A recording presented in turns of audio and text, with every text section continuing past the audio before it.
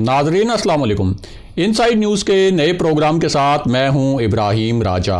और आज हमारे पास मियां नवाज शरीफ के मुतल्लिक एक ख़ास खबर है और ये खबर मियां नवाज शरीफ की एक ख़तरनाक मनसूबाबंदी के बारे में है। ये मनसूबाबंदी मियां नवाज शरीफ ने आखिरी हरबे के तौर पर और आखिरी सियासी कार्ड के तौर पर वज़ीर आज़म इमरान खान और तहरीक इंसाफ की हुकूमत गिराने के लिए की है।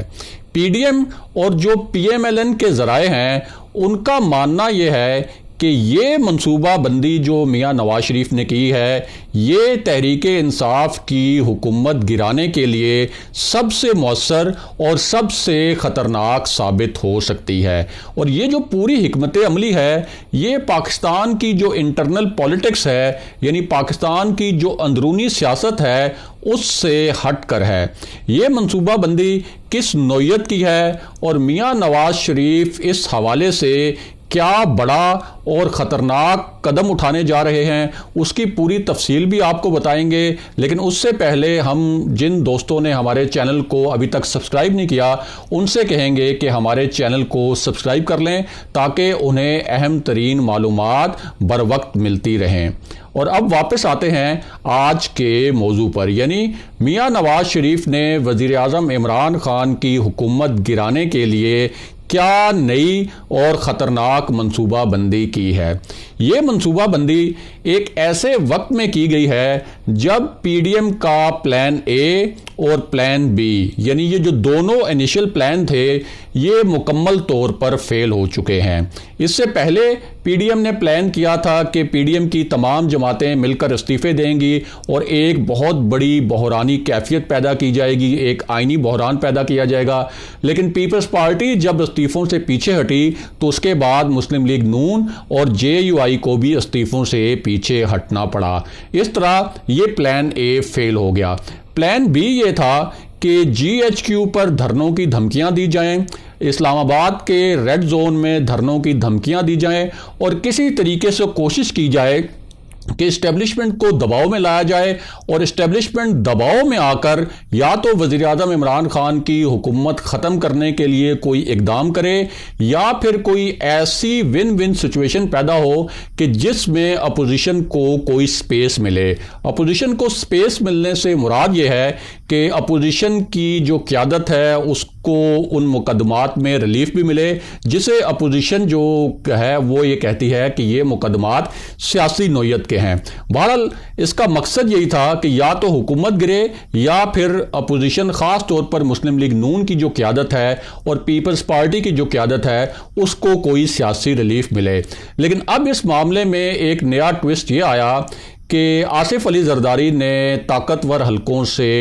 जो उनके राब्ते हुए और उसके नतीजे में जो उन्होंने वहाँ एक मुबैना डील की उसके बाद जिस तरह से वो पीडीएम के जो मकासद थे उनसे पीछे हटे तो अब नून लीग के पास और जमीयत उलमाए इस्लाम यानी जेयूआई के पास कोई ज़्यादा ऑप्शन नहीं बचे थे। और पीपल्स पार्टी ने तो यहाँ तक भी अब बहुत वाज़े अंदाज में कह दिया है कि पीपल्स पार्टी सिर्फ एक रोज़ा लॉन्ग मार्च में शिरकत करेगी और अगर धरना दिया गया डी चौक में यानी रेड जोन में तो फिर पीपल्स पार्टी उस धरने में शरीक नहीं होगी। और जीएचक्यू की जानिब लॉन्ग मार्च और जीएचक्यू के सामने धरने में पीपल्स पार्टी की शिरकत का तो सवाल ही पैदा नहीं होता। ये पीडीएम का जो आखिरी इजलास हुआ है, जो ताज़ा इजलास, उसमें आसिफ अली जरदारी का बड़े वाज़े अंदाज में ये पैगाम और ये मौक़िफ़ पहुंचाया गया। अब ये जो पूरा पस मंज़र है जिसमें पीडीएम की तहरीक अब फेल होती नज़र आ रही है, इस पूरी सूरत हाल में मियां नवाज शरीफ ने एक और बहुत बड़ा सियासी कार्ड और एक बहुत बड़ा ख़तरनाक कार्ड खेलने का फ़ैसला किया है। और ये जो वो कार्ड खेलने जा रहे हैं इसका भी एक ख़ास पस मंज़र है। वो पस मंज़र ये है कि मियां नवाज शरीफ मेडिकल ग्राउंड्स के ऊपर यानी तिब्बी बुनियादों पर इस्लामाबाद से, पाकिस्तान से लंदन गए थे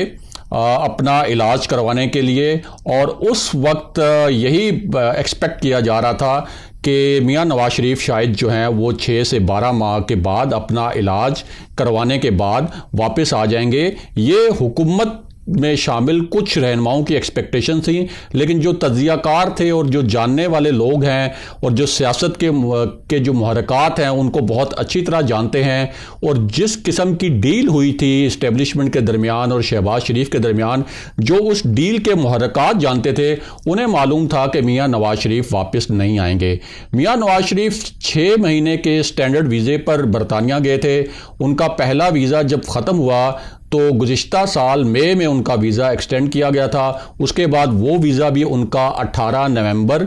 लास्ट ईयर जो है वो एक्सपायर हो गया था। उसके बाद मियाँ नवाज शरीफ को वो वीज़ा एक्सपायर होने के बाद बरतानवी हुकाम ने उनका जो क़याम था बरतानिया में उसमें तोसी कर दी। और यहाँ आपको एक अहम बात ये भी बताएं कि मियाँ नवाज शरीफ हमारे ज़राए के मुताबिक, जो हमारे ज़राए हैं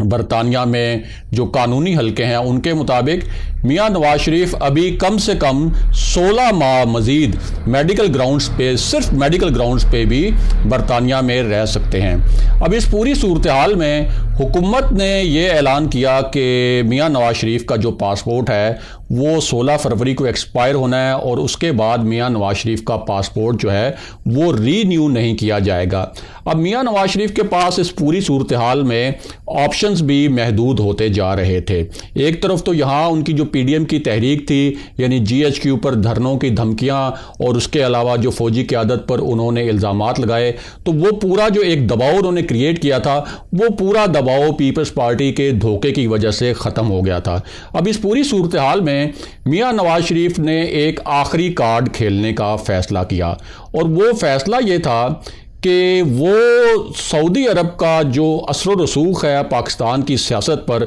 उसको इस्तेमाल करें। यहाँ बहुत अहम बात यह है कि जब पाकिस्तान ने एटमी धमाके किए थे, मियाँ नवाज शरीफ की उस वक्त हुकूमत थी, पाकिस्तान पर आलमी पाबंदियाँ लगी थीं, तो उस वक्त सऊदी अरब ने पाकिस्तान को मुफ्त तेल फराम किया था, और उस वक्त आलमी बरादरी को ये बताया गया था कि ये कर्ज पर तेल दिया जा रहा है, लेकिन बाद में सऊदी अरब ने वो जो तेल बज़ाहिर कर्ज पर दिया गया था वो भी पाकिस्तान को माफ़ कर दिया था, और यूं पाकिस्तान को मुफ्त तेल की अदायगी की गई थी। इसके साथ साथ जब मियाँ नवाज शरीफ की हुकूमत तीसरी मरतबा आई, तो इस हुकूमत के आते साथ ही, यानी मियाँ नवाज शरीफ की हुकूमत जब तीसरी मरतबा आई, तो सऊदी अरब ने पाकिस्तान को $1.5 अरब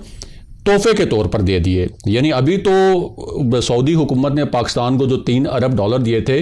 वो एक कर्ज के तौर पर दिए थे,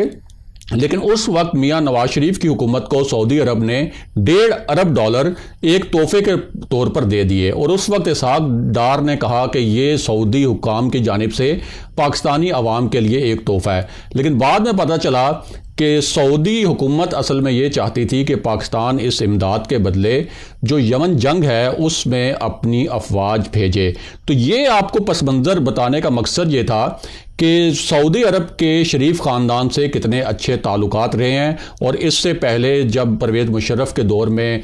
शरीफ ख़ानदान जब जिला वतन हुआ था, जिसको ख़ुद साख्ता जिला वतनी भी कहते हैं, तो उसमें भी सऊदी अरब ने बहुत कलीदी किरदार अदा किया था, और शरीफ ख़ानदान जो है वो सऊदी अरब ही मुकीम रहा था। तो अब एक ऐसे मौके पर जब मोहम्मद बिन सलमान वज़ीर आज़म इमरान ख़ान से नाराज़ हैं, सऊदी अरब ने पाकिस्तान को अपना कर्ज वापस करने पर मजबूर किया है, तो मियाँ नवाज शरीफ जो हैं उन्होंने एक बहुत ही मौसर तरीके से सऊदी अरब में लॉबिंग की। अपने जो करीबी लोग हैं और ख़ास तौर पर हुसैन नवाज़ के वो दोस्त जो कि उनके कारोबारी दोस्त हैं और सऊदी अरब में उनका बहुत वसी व अरीज़ कारोबार है और जिनके शाही ख़ानदान से भी बहुत करीबी ताल्लुकात हैं, वो तमाम चैनल्स इस्तेमाल करते हुए साबिक वज़ीर आज़म नवाज शरीफ ने अपना जो सऊदी अरब का दौरा है ना सिर्फ वो फाइनलाइज़ किया है, बल्कि अब लीगी ज़राए के मुताबिक जो उनका वहाँ पर्सनल स्टाफ पहुँचा था, जो हुसैन नवाज़ और सऊदी शाही हुकाम के जो मुश्तरका दोस्त हैं जिन्होंने वहाँ मियाँ नवाज शरीफ की मुलाकातों के लिए लॉबिंग की थी, अब उनके मुताबिक मियाँ नवाज शरीफ का जो सऊदी अरब का दौरा होने वाला है उसमें मियाँ नवाज शरीफ की सऊदी जो शाही हुकाम हैं उनमें से कई अहम ओहदेदारों के साथ मुलाकातें फ़ाइनल हो गई हैं, यानी तय हो गई हैं। और अब इसके दूसरे मरहले में ये कोशिश की जा रही है कि मियाँ नवाज शरीफ की किसी भी सूरत सऊदी वली अहद मोहम्मद बिन सलमान से भी मुलाकात तय हो जाए। और उसका एजेंडा यही है कि मोहम्मद बिन सलमान से मुलाकात करके ये बावर कराया जाए कि वज़ीर-ए-आज़म इमरान खान ने OIC के पैरेलल एक ब्लॉक बनाने की कोशिश की तुर्की के साथ और मलेशिया के साथ मिलकर, और वज़ीर-ए-आज़म इमरान खान नज़रियाती तौर पर तुर्की के करीब हैं, लेकिन शरीफ ख़ानदान जो है वो नज़रियाती तौर पर सऊदी अरब के करीब है। अगरचे शरीफ ख़ानदान के जो तुर्क सदर हैं उनके साथ भी बहुत करीबी ताल्लुकात रहे हैं, लेकिन मैसेज ये है कि जो ले के मैसेज जा रहे हैं नून लीग के ज़राए के मुताबिक मियां नवाज शरीफ, वो ये है कि जो मियां नवाज शरीफ के दौर में सऊदी अरब और पाकिस्तान के ताल्लुकात में एक ट्विस्ट आया था यमन वार में पाक अफवाज को ना भेजने के हवाले से, उसके पीछे तहरीक इंसाफ और इस्टेब्लिशमेंट थी। और मियां नवाज शरीफ चाहते हैं कि अब सऊदी असर रसूख जो है उसको इस्तेमाल किया जाए ताकि सऊदी अरब की जानिब से यह दबाव आए कि वज़ीर-ए-आज़म इमरान खान की हुकूमत ख़त्म की जाए, क्योंकि सऊदी अरब से पाकिस्तान को और जो सऊदी अरब के जो ज़ेर असर दीगर अरब ममालिक हैं वहाँ से 13 अरब डॉलर जो हैं वो पाकिस्तान आते हैं। और आज ही वज़ीर-ए-आज़म इमरान खान ने कहा है कि पाकिस्तान में अगर बैरून मुल्क से तरसीलात ज़र ना आए तो पाकिस्तान की इकॉनमी बिल्कुल भी नहीं चल सकती। तो ये वो कार्ड है जो मियां नवाज शरीफ खेलने जा रहे हैं वज़ीर-ए-आज़म इमरान खान की हुकूमत गिराने के लिए एक आखिरी हरबे के तौर पर। अगले प्रोग्राम तक के लिए खुदा हाफिज़।